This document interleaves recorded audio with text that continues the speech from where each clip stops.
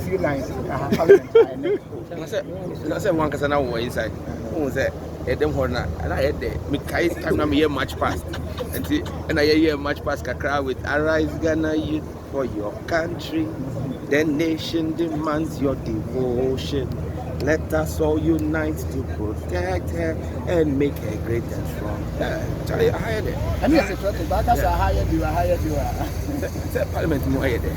And to be you. I didn't know I'm hired there. Is it because of the workout currently? Woman work out? Yeah, almost more continue offices. Almost train speaker. That's what more. Oh, yes, you're train speaker. That's a speaker bar.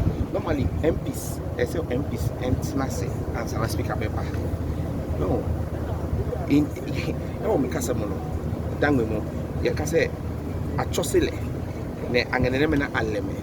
Meaning, you were near. We have those they have trained and brought up in the home, and there are those they've read like animals in the home. Say a tattoo wofia. Unka se penyin ba betase. As an awo, hey, COVID come and you are blocking it. There is nowhere in the world where the speaker sits before members come in. That's gross disrespect for the chair. You know, and I mean it's the arrogance of power. And it's that arrogance that will push Afenyor and his likes and his caucus into the opposition. I mean, how do you, as a member of parliament, say the speaker should come and sit, then you will come? Is that what they said? If they said, I don't want to believe they said. No, that is. If they said, speaker says speaker make a ruling and say, but where will the speaker rule? Will the speaker not be in the chamber before he rules? Should they not be in the chamber before the speaker comes? I mean, this is disrespect. But you see, a government that is losing, a government on its way out. You know, they say, he who the gods choose to kill, they first make mad. They have bills before the house. They have loan. The speaker should come in today and agenda the house in a day till 6th of January, till the 9th of 6th of January.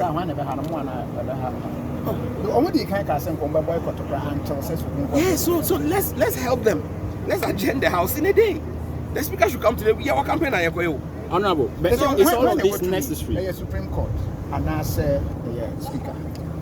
I heard it. Have you ever heard the Supreme Court?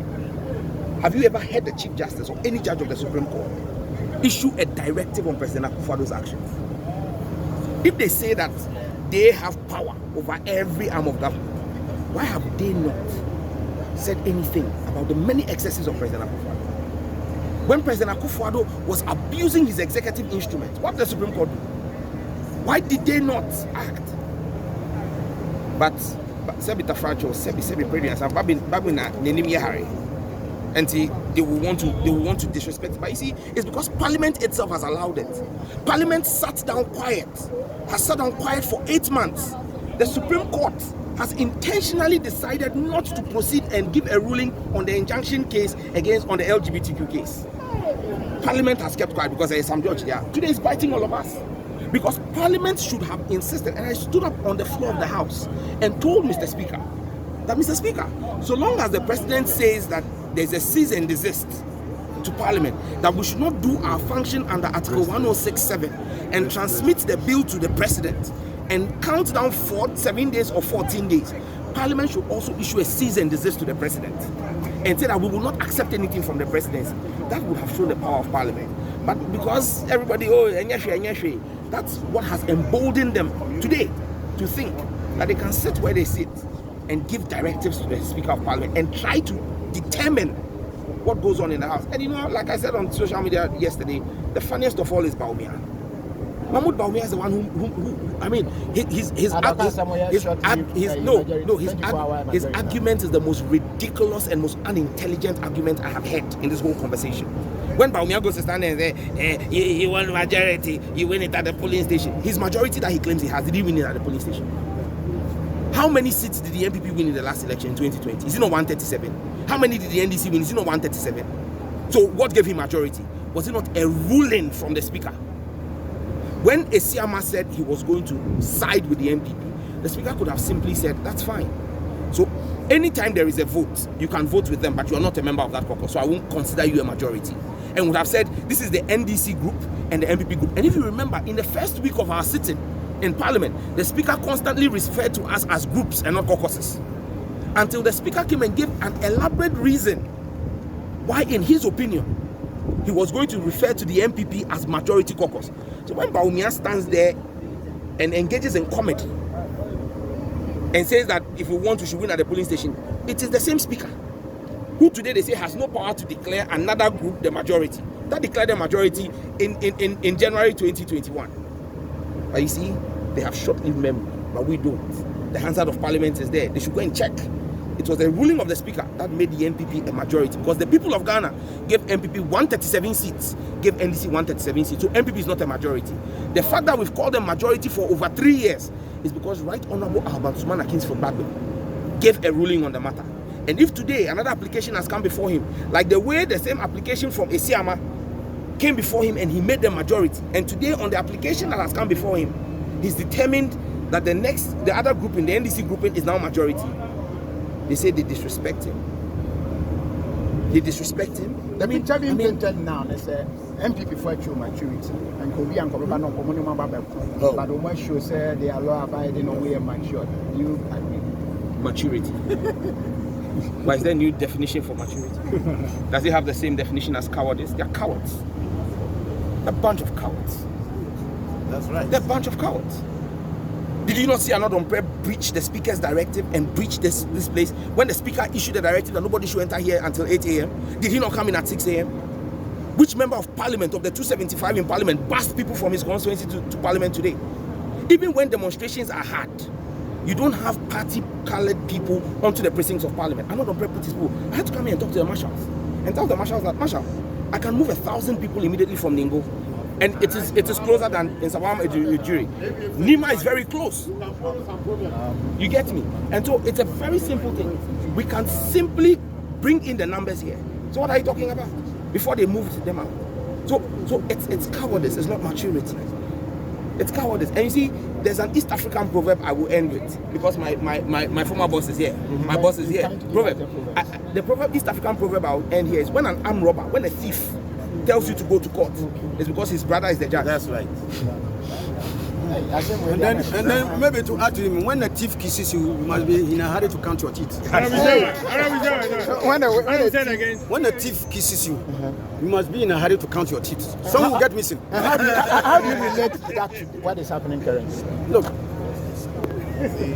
if you want to rabble rouse, look, I can go to Agboboloshi now, and I can bring not less than 5,000 people in less than 1 hour. Yes. Okay? Agboboloshi. Yeah. Why do you have your constituents there? Yes. No, not just my constituents. There are people who I can appeal to, they listen to me. And a lot of them are from my place. So you can move them in a short notice.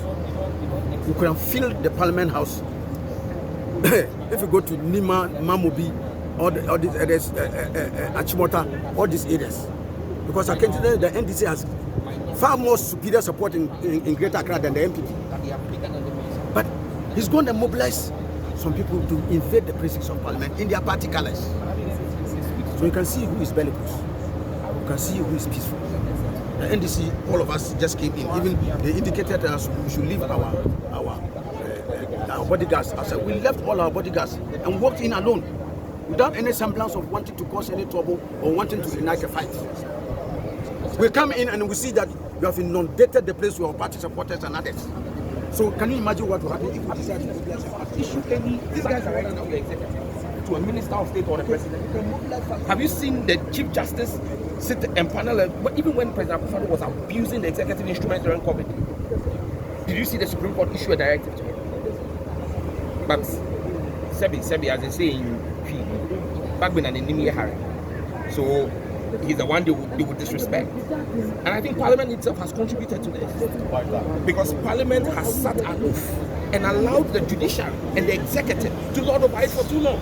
In the case of the LGBTQ bill, Parliament is enjoined by the Constitution, Article 1067, to transmit a bill that is passed by this House straight to Parliament. There is no injunction, so why is Parliament not transmitting the bill? Why has the Speaker not insisted on transmitting the bill? And I stood on the floor of the House and told Mr. Speaker, I said, Mr. Speaker, if the president has caused the secretary to write a cease and desist warning to you, caused the clerk to also write a cease and desist to the president, that we will not entertain any business from government until the government accepts ours. It's quid pro quo. But because we bent over backwards for them, when you give people an inch, they will take a mile. And that's why today, because we have allowed them to do the things they've done, they've become so emboldened that they think it is within their rights to be able to determine to Parliament what we should do. But that's not going to happen. To the extent that as an individual wrote that letter saying Parliament don't transmit this bill because there are cases in court, we're expecting that the Speaker would reciprocate that same action. Absolutely, because there's no injunction. As we speak, is there an injunction against Parliament? Is there an injunction against Parliament? It's been 8 months since we passed the bill. Is there an injunction? No. So why has Parliament not exerted its authority? And because Parliament has failed to exert its authority, Parliament is moving. That's why anybody, judges engaged in whatever activism would take the kind of actions that they are taking. But Parliament will not be subject to judicial activism. No. Well, if you listen to the leader of the NPP caucus, the reason why he decided to resort to the Supreme Court was to let the this matter. But he says that to the extent that the Speaker communicated in the manner in which he did, he overstepped his bounds. It cannot be the case that the Speaker can sound as though he is interpreting the Constitution and say that he is only applying the dictates of the Constitution and 27(1) The Speaker did not seek to interpret the Constitution, he only abide by the Constitution. The Constitution enjoins the Speaker to announce the vacancy of a seat when same is occasion. And Article 97 gives you the basis on which that vacancy can occasion, the death of a member of Parliament, cross carpeting. So if that has been occasioned, and there's evidence of same from the Electoral Commission, and the Speaker communicates same, what is the Supreme Court interpreting? In fact, the Supreme Court has set its own questions and answers, because the ruling the Supreme Court gave is completely different from the case Afenyor took. Afenyor took a case on last week Monday, to the court to place an injunction on the Speaker for passing a determination on the status of the form. The Supreme Court only sat on Friday. Meanwhile, the Speaker had made the determination on Thursday. So if the Speaker had determined on Thursday already the matter before the Supreme Court, what was the Supreme Court ruling on? What have they ruled on? Except they chose to set their own questions and answer their own questions. So now the Supreme Court is the applicant in the case, has been the judge in the case and wants to execute it. No, they can't be judge, jury, and everything in their own case. Absolutely not. The Supreme Court can't be a plaintiff in this matter. Well, we saw a number of the NPP MPs as well at the majority side with you seated there. How's it going to end? Well, they've all vacated that place because that place has been occupied by us. It's our space. They have no business there. And let's be clear, the issue of majority and minority in this parliament was determined by Speaker Bagwin, not by the polls. And that's why I keep saying that the most unintelligent commentary I have heard, so far in this whole conversation is what Mahmoud Bawumia said. When he says that if the NDC wants a majority, we should go to the polls. The majority he claims he has, did he get here at the polls? At the polls, he did not get 137 seats. NDC got 137. So where did they get their majority from? And those who remember, in January 2021, the Speaker was not calling them the majority caucus. He was calling them the NPP group and calling us the NDC group. Until the Speaker determined that, okay, upon Esiama's application, he had two routes to take. Either say that every time voting was going to occur, he would count Esiama's votes depending on where he votes, and that would be it.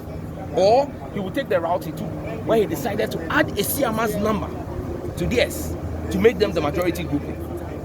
And so it was a ruling from Mr. Speaker that made the NPP 137 become the majority group in Parliament.